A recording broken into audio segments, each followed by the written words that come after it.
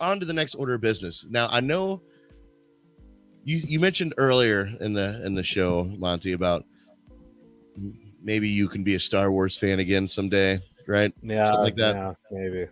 Well, we have 8 movies that are planned to come out after after Obi-Wan, and I say planned because there's only real logos. I don't even know if one of them's a real logo. There's only one real logo that I know out of the 8, and the rest are just like maybe like we know they're being made. Here, I'll just bring up my card here. This is the 8 Star Wars movies that are being planned to come out, and you might know a little bit more about this because you are a Star Wars fan. Oh, god damn it! They're doing a droid story. They're still letting Rian Johnson do something. It's like Toy Story in space. Why? Wait, that would be Star Command. That'd be what we have to now. All right. Well, let's start with what supposedly is the most recent one that's supposed to come out, and that is Rogue Squadron. And if you pay attention to the release date, that movie will be out December of this year. Yeah. Even though they haven't filmed a thing yet. So. Yeah, there hasn't been a trailer. There hasn't been. I'm pretty sure that one they halted production on. Yeah, no, they did. But it's still on the slate. It's still there. It still says it's coming out on that day. Do you know anything about the Rogue One, the Rogue Squadron? So Rogue Squadron is just. I think it's based very loosely off of. It's supposed to be at least based very loosely off of like this crack team of rebel pilots that. They're, just think Suicide Squad, but with rogue pilots. But in space. In space with rebel pilots, they always do like the suicide missions. I could be wrong. I don't remember that one too much. Is this supposed to be a sequel? Like it's supposed to bring us? No. Oh, yeah. Rogue One was just like a one shot off. It's supposed to be how the rebels got the plans. That's it. Which I'm not gonna lie, Rogue One is so far the best thing I think Disney Star Wars has produced.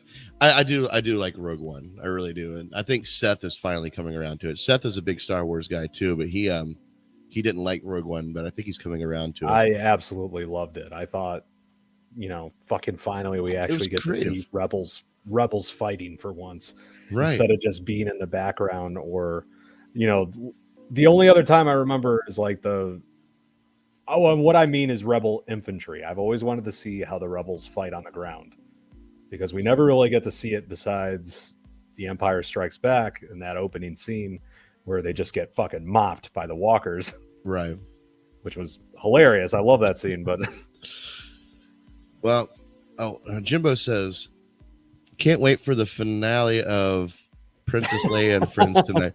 Well, hold on. We'll get to that, Jimbo. We're going to do a little prediction. What we want to see in episode 6, and maybe episode 6 can be saved. It can save this year. I don't fucking know. We're just going to do a predictions talk. Actually, right after we finish going through this list here.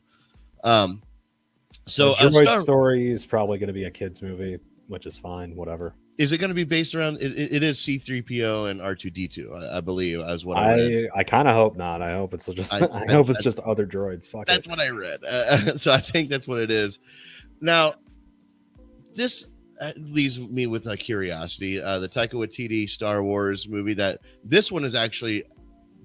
It has buzz around it. Like people are talking about it. You can hear him. He's prepping for it.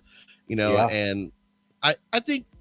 He's a great fit into the Star Wars world, especially if you want to make it, feel as fun and family friendly, but still have like heavy nuances and all these things. Taika Waititi's really good at doing that. Yeah, honestly, I'm just happy to see a creative and good director attached to Star Wars. You sound so defeated. Honestly, yeah, man. I'm just, what it is Star Wars is not supposed to be like Marvel.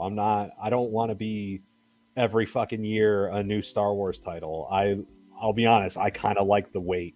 I like not getting a new Star Wars movie until, we get a trilogy and then that's it. We're meant to just die with that. Yeah.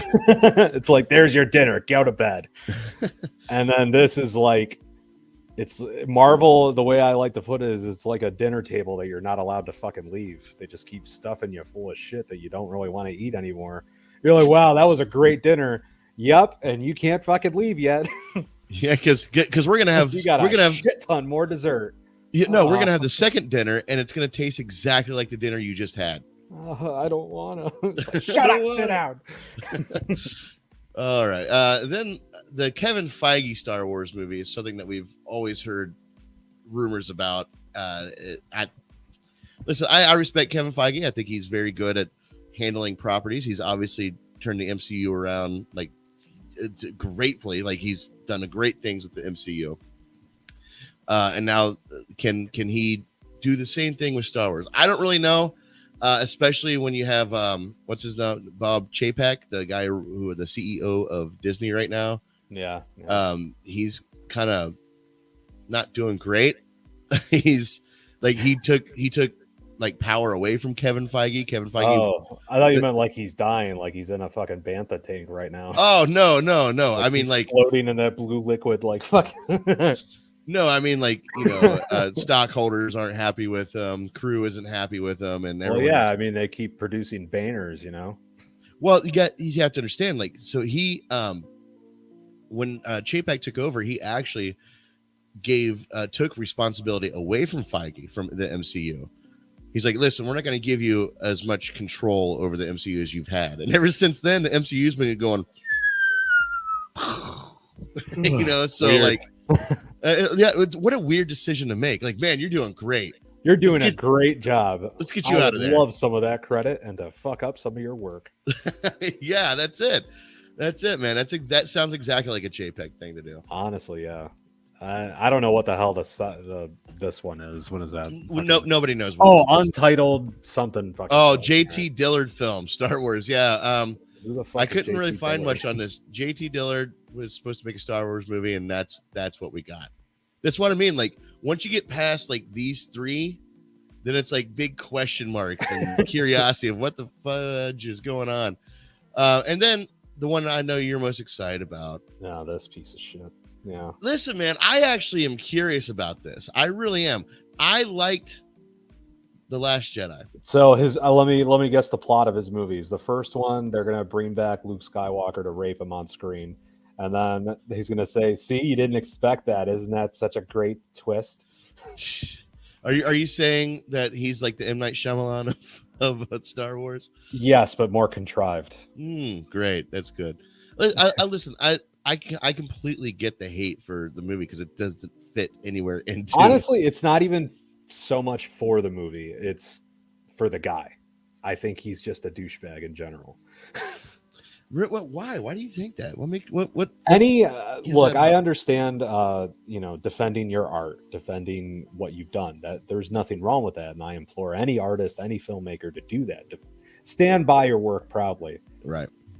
But when you have made the same mistakes constantly in your films, and every time those criticisms come forward and you instead respond with absolute hatred and mockery of those critics and criticisms, you're an asshole then.